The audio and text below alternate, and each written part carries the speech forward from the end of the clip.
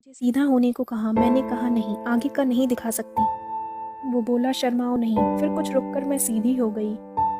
उसने मुझे बनियान हटाने को बोला तो मैंने अपनी एक आंख बंद की और दूसरी धीरे से खोलकर अपने हाथ से अपनी बनियान को अपने संतरों के ऊपर से हटाने लगी। मेरे संतरों के नीचे एक प्यारा सा तिल था। उसने धीरे धीरे अपने हाथ मेरे संतरों की ओर बढ़ाए। जैसे ही उसके दोनों हाथ मेरे दोनों संतरों पर गए, मैं एकदम से कसकसा गई। मैंने बोला आराम से करो। हेलो दोस्तों, मैं रिया ग्वालियर की रहने वाली हूँ। मेरी उम्र 23 साल है और मैं आगरा में जॉब करती हूँ। अब मैं आपका ज़्यादा समय ना खराब करते हुए सीधा अपनी कहानी पर आती हूँ। मैं आगरा में जिस घर में रहती हूँ वहाँ पे काफ़ी सारे और भी किराएदार रहते हैं। मेरे सामने वाले फ्लैट में एक राज नाम का लड़का रहता था। उसकी उम्र 22 साल थी और वो काफ़ी सीधा लड़का था। वो ना ज़्यादा किसी से बात करता था और ना ही फालतू की बकवास, सिर्फ पढ़ता ही रहता था। वो शिवपुरी का रहने वाला था। आगरा से अपना कॉलेज पूरा कर रहा था। मेरी और उसकी थोड़ी सी बातचीत हो जाती थी। मैंने कभी सोचा नहीं था कि मैं उसके साथ पिलाई करूँगी, क्योंकि मैंने उसे कभी उस नज़र से देखा ही नहीं था। वो बहुत सीधा साधा था और उसका काम था हमेशा पढ़ते ही रहना। उसके खुद के सपने थे, उसके आगे उसे कुछ भी नहीं दिखाई देता था। तो जिस मल्टी स्टोरी बिल्डिंग में हम रहते थे, उसके मालिक की लड़की की शादी थी। शादी के कारण बहुत रौनक थी घर में। पूरा घर एकदम दुल्हन जैसे सजा हुआ था। उनके यहाँ काफ़ी मेहमान आए हुए थे, तो जितने भी किराएदार थे उन्होंने अपना सारा सामान स्टोर में लॉक करके रख दिया था। सिर्फ राज के रूम के अलावा, क्योंकि वो पढ़ने वाला था इसलिए अंकल ने उसे कोई डिस्टर्ब नहीं किया। उनके रिश्तेदार काफ़ी थे। मेरे रूम में उनके सोने की व्यवस्था की गई थी। मुझे भी उन रिश्तेदारों के साथ ही सोना था। काफ़ी रात हो गई थी, लेकिन रिश्तेदारों की तो बातें ही खत्म नहीं हो रही थी। मुझे बहुत जोर से नींद आ रही थी। मेरे काफ़ी बार बोलने पर भी वो शांत नहीं हो रहे थे। मैं चुपचाप उठी और बाहर आ गई। बाहर आके मैं सीढ़ियों पर बैठ गई। ऐसे ही बैठे बैठे फ़ोन चला रही थी तो देखा कि राज के कमरे का दरवाज़ा खुला हुआ है। वो घूम घूम कर टहल टहल कर पढ़ रहा था। मैं उठी और उसके दरवाजे पर नॉक करने गई। वो पूछा क्या हुआ रिया, सोई नहीं तुम अब तक? मैंने कहा नहीं यार, इनके रिश्तेदार नहीं, लाउड स्पीकर है ये, शांति नहीं हो रही, पता नहीं पूरी दुनिया भर की बात आज ही कर लेंगे। इसलिए मैं बाहर उठ के चली गई। तो राज ने मुझे कहा कोई नहीं, तुम यहाँ आओ, मैं वैसे भी सुबह ही सोता हूँ। मैंने कहा तुम्हें कोई परेशानी तो नहीं होगी? वो बोला परेशानी कैसी, तुम बेझिझक सो जाओ, अगर मुझे भी नींद आने लगी तो मैं सोफे पर सो जाऊंगी। मैंने बोला थैंक्स। मैं उसके रूम में गई और बेड पर लेट गई। अब मुझे नींद ही नहीं आ रही थी। ना जाने कहाँ गायब हो गई थी। मैं बस यही सोची जा रही थी कि कितना बड़ा दिल है राज का, बहुत अच्छा है ये लड़का। इतने में राज ने बोला क्यों, क्या हुआ? सो जाओ, नींद नहीं आ रही क्या तुम्हें? मैंने कहा यार नींद तो नहीं आ रही, तुम बाद में पढ़ लेना, अपना ही घर समझो इसे, आओ मेरे पास बैठ जाओ। वो ये सब सुन के हंसने लगा। मैंने पूछा कल शादी में जाना है, क्या प्लान है तुम्हारा? वो बोला मैं नहीं जा रहा। मैंने पूछा लेकिन क्यों? वो बोला मैं अकेले जाके क्या करूँगा वहाँ पे, वैसे भी कुछ समझ नहीं आता कि क्या पहन कर जाऊँ मैं, इसलिए मैंने नहीं जाने का सोचा। मैंने बोला तुम तो लड़के हो यार, कुछ भी पहन लो, सब में अच्छे लगोगे। वो मुझसे भी पूछ लगा कि तुम्हारा क्या मन है पहनने का। मैंने सोचा कि मैं लहंगा पहन लूँ। मैंने कहा तुम नहीं जाओगे तो मैं भी नहीं जाऊँगी। वो बोला ये क्या बात हुई? मैंने कहा यही बात है, तुम यहाँ अकेले पढ़ोगे, परेशान हो जाओगे, अकेले खाना बनाओगे, पापा का आंटी भी नाराज हो जाएंगे। अगर तुम्हें अकेले ही रहना है तो मैं रहूँगी तुम्हारे साथ यहाँ। उसने मुझे कहा कि फिर तुम ही डिसाइड करो कि मैं क्या पहनूं। और मैंने भी वन पीस पहनने का डिसाइड किया। लेकिन वन पीस तो तभी जचता है जब पूरी बॉडी वैक्स की गई हो। लेकिन मैंने तो कभी कराया ही नहीं था वैक्सिंग। मेरी सारी दोस्त कहती हैं कि बहुत दर्द होता है। वो मुझे बोलने लगा कि नहीं होता। मैंने उससे कहा तुम तो ऐसे कह रहे हो जैसे तुमने तो कराया हुआ होगा। वो बोला तभी तो कह रहा हूँ, मैं तुम्हारा भी कर दूंगा। मैं बोली ना, मैं बाहर से ही करवा लूँगी। उसके बाद वो पढ़ने लगा। मैं लेट गई और मुझे नींद आ गई। अगले दिन जब मैं उठी तो वो अपने कोचिंग जा चुका था। मैं उठी और अपने रूम में गई। फ्रेश वगैरह होकर मैं नीचे खाने चली गई। शादी का घर था तो सबका खाना एक ही जगह पर था। मैंने खाना खाया और अपने रूम में वापस आ गई। तभी मेरे दरवाजे पर किसी ने नॉक किया। मैंने देखा तो वो राज था। वो अपने रूम की चाबी लेने आया था।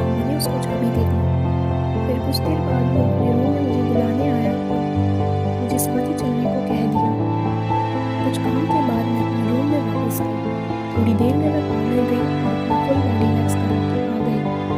मैंने राज को बुलाया और उसे बताया कि मैं अपनी फुल बॉडी वैक्स करा के आई हूँ, मैं वन पीस पहन कर आती हूँ और तुम यहीं रुको, तुम मुझे बताना कि कैसा लग रहा है। मेरी ये बात सुन के वो बहुत उत्साहित हो गया था और बेताब भी।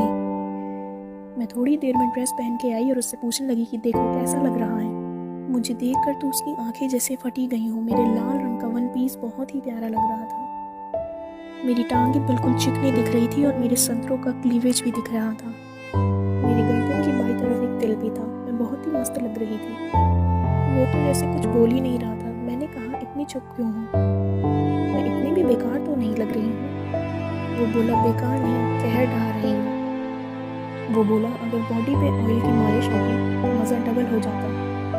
मैं ये सुनकर जोर जोर से हंसने लगी और बोली अब मेरी मालिश कौन करेगा, अब मैं मसाज पार्लर भी नहीं जा रही। उसने बोला मैं कर सकता हूँ अगर तुम्हें कोई एतराज़ ना हो तो। मैं बोली रहने दो।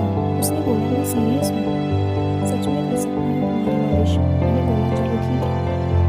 वो फिर खाना खाने नीचे चला गया और मैं उसका इंतज़ार करने लगी। इतने में मैंने नारियल का तेल भी गर्म कर लिया था। मैं बैठे बैठे उसका इंतज़ार कर ही रही थी कि वो ऊपर आ गया।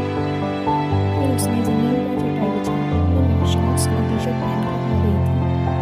उसने बोला पूरी बॉडी पर ऑयलिंग करनी है, शॉर्ट्स में कैसे करूँगा। मैं बोली कपड़े के ऊपर से ही बाहर से कर लेना। वो बोला अगर तुम्हें मुझ पर भरोसा नहीं है तो रहने ही देते हैं। मैंने कहा भरोसे वाली तो कोई बात नहीं है, लेकिन मुझे शर्म बहुत आ रही है। मैं तुम्हारे सामने ऐसे कैसे मालिश करवा सकती हूँ, मैं ऐसे किसी के सामने बिना कपड़ों के रही ही नहीं हूँ। उसने कहा मुझ पर भरोसा रखो, मैं कुछ गलत नहीं करूँगा। इतने सारे लोग हैं घर में, चिल करो। फिर उसने रूम की लाइट डिम कर दी और मैं बनियान पैंटी के ऊपर तौलिया लपेट कर आ गई और चटाई पर लेट गई। वो मेरे शरीर को ऊपर से नीचे तक देखने लगा। मैं बहुत ही मस्त दिख रही थी क्योंकि अब मैं चटाई के ऊपर मोटी हो चुकी थी। उसने मेरे पैरों पर तेल लगाया और मालिश करने लगा। वो धीरे धीरे मेरे पैरों से मेरी जांघों तक जा रहा था। मुझे बहुत अच्छा लग रहा था और काफ़ी आराम भी मिल रहा था। फिर उसने कहा कि तुम्हें टॉवल हटाना पड़ेगा, प्लीज़ हटाओ तभी होगी अच्छे से तुम्हारी मालिश। मैं बोली ठीक है हटा लो। उसने अपने हाथों से मेरी टॉवल हटाई तो देखा कि मेरे काले कलर के बनियान और पैंटी मेरे शरीर को बहुत मस्त दिख रही थी। वो तो मुझे देखता ही रह गया। उसने फिर मेरी जांघों पर तेल डाला और अपने हाथ से मसलने लगा। ऐसे ही करते करते धीरे धीरे उसने मेरी फुद्दी को 3-4 बार छू भी लिया था। जब भी उसका हाथ मेरी फुद्दी पर जाता था तो एकदम से मेरी लंबी सांसें हो जाती थी। फिर उसने मेरी पीठ पर तेल डाला और मालिश करने लगा। उसने मुझसे पूछा बनियान का हुक खोल लो, क्या बनियान की पट्टी बीच में आ रही है। मैंने बोला ठीक है। फिर उसने बनियान का हुक खोल दिया और अपने हाथ से पूरा जोर देकर मेरी पीठ पर मालिश करने लगा। उसके ज़ोर ज़ोर से मेरी पीठ पर मालिश करने की वजह से मेरे संतरे चटाई पर अपने आप ही दब जाते थे, अपने आप ही दब जाया करते थे। हर दबाव के साथ मेरी आह निकल जाती थी। मुझे अपने संतरे दबाने और मालिश करवाने में बहुत मज़ा आने लगा था। वो अपने हाथों को मेरी गर्दन तक ले गया और मालिश करने लगा। उसने मुझे सीधा होने को कहा। मैंने कहा नहीं, आगे नहीं हो सकती। वो बोलने लगा कि शर्माओ नहीं। फिर मैं कुछ रुक कर सीधी हो गई थी। उसने बोला बनियान को भी हटानी होगी। मैंने एक हाथ अपनी आंखों पर रखा और दूसरी आंख से धीरे से अपनी बनियान को हटा दिया। फिर उसने तेल मेरे पूरे शरीर पर लगाया और अच्छे से मालिश करने लगा। धीरे धीरे उसने अपना हाथ मेरे संतरों की तरफ बढ़ाया। जैसे ही उसके दोनों हाथ मेरे दोनों संतरों पर गए मैं एकदम से कसमसा गई। अब उसने बिल्कुल आराम से मेरे संतरों के दानों पर अपने हाथों को चलाना शुरू कर दिया। मेरे दाने बिल्कुल कड़क हो चुके थे और उसका औजार भी एकदम खड़ा हुआ अंदर से दिख रहा था। मैं बहुत गर्म गर्म सांसें लेने लगी थी।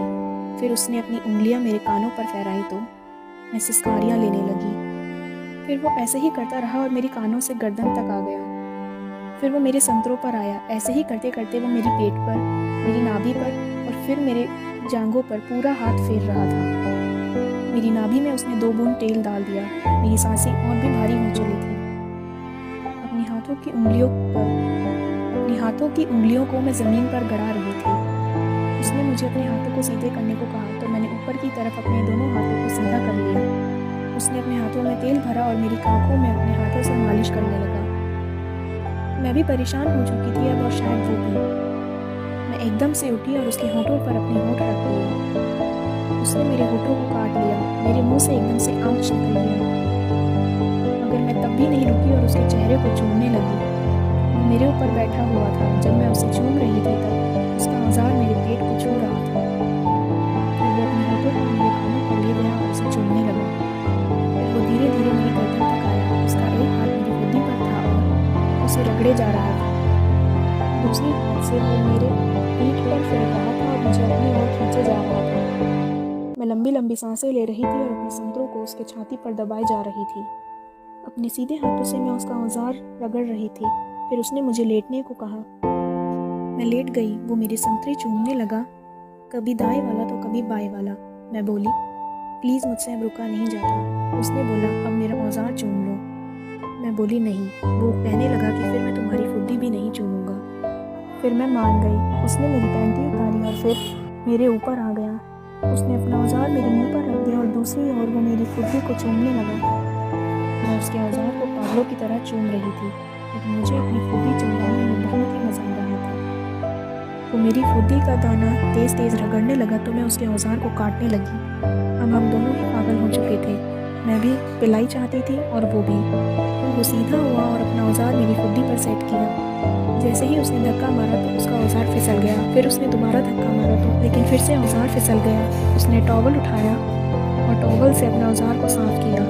फिर उसने दोबारा से मेरी फुद्दी पर अपने औजार को सेट किया और प्यार से एक धक्का मारा तो थोड़ा सा औजार मेरी फुद्दी में घुस गया। मुझे दर्द भी हो रहा था लेकिन मुझे जल्दी भी हो रही थी क्योंकि मज़ा ही इतना आ रहा था। मैं उसके होठों को चूम रही थी। उसने एक जोर से धक्का मारा तो मैंने उसके होठों से अपने होठों को हटा लिया। मेरी आंखें लाल हो गई थी। फिर वो मेरे कानों को चूमने लगा, फिर मेरे होठों को चूमने लगा। मैं थोड़ी थोड़ी नॉर्मल हो चुकी थी। उसने मेरे हाथों को ऊपर किया और मेरी आंखों को चूमने लगा। फिर मेरे संतरों को चूसने लगा। वो उसका औजार मेरी फुद्दी के अंदर जोर जोर से अंदर बाहर हो रहा था। मैं भी उसके औजार का पूरी तरह से मज़ा ले रही थी। उसकी स्पीड और तेज़ हो गई थी। मैं बहुत तेज़ तेज़ आवाज़ करने लगी थी और देखते ही देखते मेरी फुद्दी का रस निकल गया। फिर उसने अपने औजार को मेरी फुद्दी से निकाला और मेरे मुंह पर रख दिया। मैं उसके औजार को तेज़ी से चूमने लगी और उसका सारा रस निकल गया। मैंने उसका सारा रस अपने संतरों पर गिरा लिया और वो मेरे पास लेट गया। फिर पता ही नहीं चला कि हमें कब नींद लग गई। फिर मैंने उठ के देखा तो शाम के 6 बज चुके थे और वो अभी भी लेटा हुआ ही था। मेरे संतरे पूरे लाल हो चुके थे। मैं जल्दी से उठी और नहाने को चली। वो उठा और बोला, मैं भी अपने रूम में जा रहा हूँ। वो जैसे ही जाने लगा तो मैं उठकर उसके पास गई और उसको किस करने लगी और बोलने लगी कि ये मेरी ज़िंदगी का बहुत ही खास दिन था। उसने भी मुझे किस किया और फिर अपने रूम में चला गया। हम दोनों तैयार हुए और शादी में जाके खूब मज़े करे। इस तरीके से हम दोनों की पिलाई की कहानी पूरी हुई। हम दोनों बिल्कुल हस्बैंड वाइफ की तरह रहने लगे थे। तो दोस्तों, ये थी मेरी कहानी। अगर आप मुझसे कुछ शेयर करना चाहते हैं तो कमेंट में लिख दें।